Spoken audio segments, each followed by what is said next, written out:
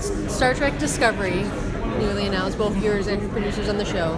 What is your measure of success for the show in terms of, let's say, after the first season's over, it will be a success if...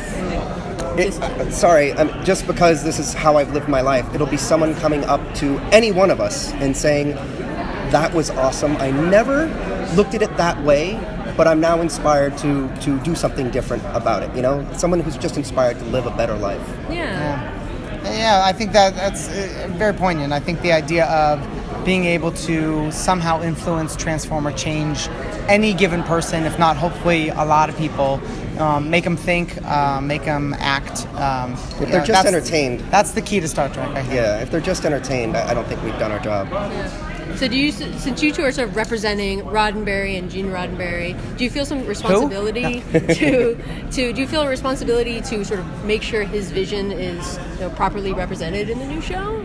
Absolutely. Yeah, no question. Yeah. I mean, I think that making sure that and doing our best to think about the idea of what's sort of allowable and what continues what Gene created on, and what also do we have to say, hey, it's a different time, it's a new evolution, it's a new incarnation.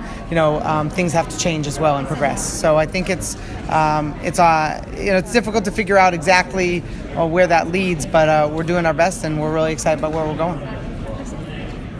Yep, ditto.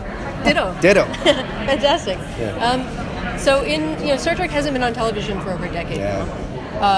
And it's all about, as we heard a lot from everyone in the panel, it's all about pushing boundaries, inspiring people. How in 2017 do you continue to push those boundaries? Well, I think in many ways. First one being, the way in which it's being put out there, through CBS All Access is one way.